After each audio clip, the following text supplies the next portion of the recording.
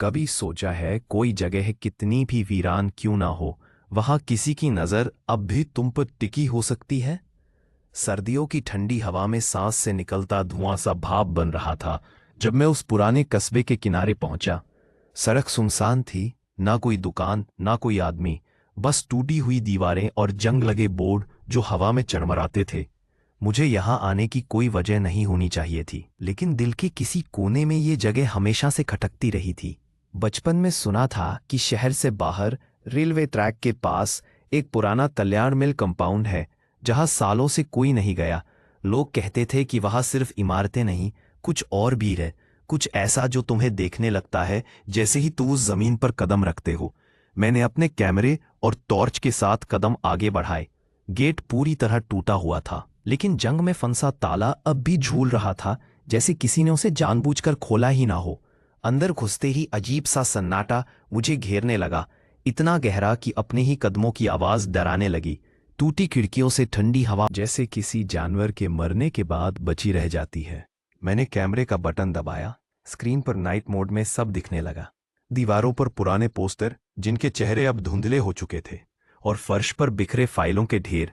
मैं धीरे धीरे आगे बढ़ रहा था, लेकिन तभी मेरी टॉर्च एक पल को झपकी और सामने गलियारे के अंत में मुझे लगा जैसे कोई खड़ा हो। मैं रुका, सांस रोकी और ध्यान से देखा। वो बस एक टूटा हुआ खंबा था, लेकिन दिल की धड़कन पहले से तेज हो चुकी थी। मैंने खुद को समझाया, कुछ नहीं है, बस दिमाग खेल कर रहा है। लेकिन अजीब बात यह थी कि जैसे जैसे मैं आगे बढ़ रहा था, गलियारे के हर मोड़ पर लगता कोई मेरी पीठ के पीछे चल रहा है।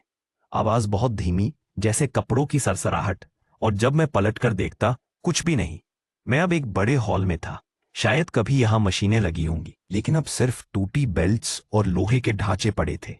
छत से पानी टपक रहा था और हर बूंद के गिरने के साथ पूरे हॉल में गूंज होती थी। मैंने कैमरा उठाया, एक शॉट लिया और स्क्रीन पर मैंने पलक झपकाई। स्क्रीन देखी, गायब। शायद कैमरा गड़बड़ कर रहा है। मैंने खुद को मनाया, लेकिन हाथ हल्का हल्का कांप रहा था। तभी अचानक पीछे से दरवाजा अपने आप धड़ाम से बंद हो गया। मैं पलटा। दरवाजा जंग लगा था, हवा से ऐसे नहीं बंद हो सकता था।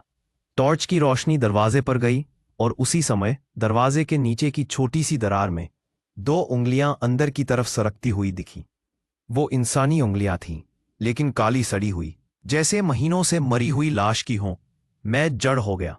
उंगलियां धीरे धीरे पीछे खिसक गईं और फिर दरवाजा खुद ब खुद खुल गया, जैसे किसी ने अंदर से कहा हो, आओ। मैंने हिम्मत करके एक कदम आगे बढ़ाया, लेकिन उस पुराने हॉल की हवा अचानक बहुत भारी हो गई थी, जैसे किसी ने अदृश्य चादर मेरे चारों ओर कस दी हो। टॉर्च की रोशनी अब भी कांप रही थी और मेरा कैमरा अचानक से फ्रीज होने लगा। स्क्रीन पर बस काले सफेद बिंदु और अजीब अजीब लाइंस।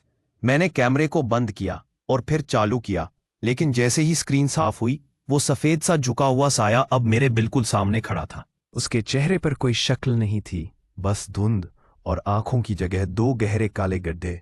मेरी सांस रुक गई। मैं पीछे हटना चाहता था, लेकिन पैरों में जैसे जान ही नहीं थी।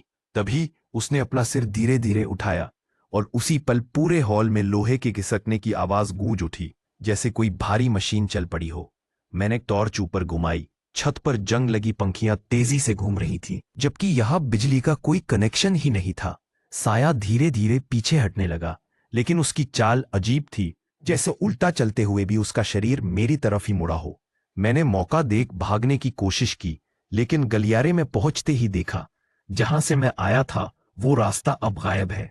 वहां बस एक मोटी दीवार खड़ी थी, जिस पर लाल रंग से लिखा था, तुम अंदर आ गए हो, अब बाहर नहीं जाओगे। दिल इतनी तेजी से धड़क रहा था कि कानों में आवाज गूंजने लगी।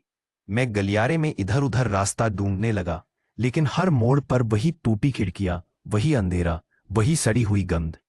तभी दूर से एक बच्ची की हंसी सुनाई दी, धीमी लेकिन इतनी साफ कि लगता वो मेरे कान के ठीक पास है। मैंने टॉर्च उस तरफ घुमाई। अंधेरे के बीच एक छोटी सी परछाई खड़ी थी, बिल्कुल स्थिर।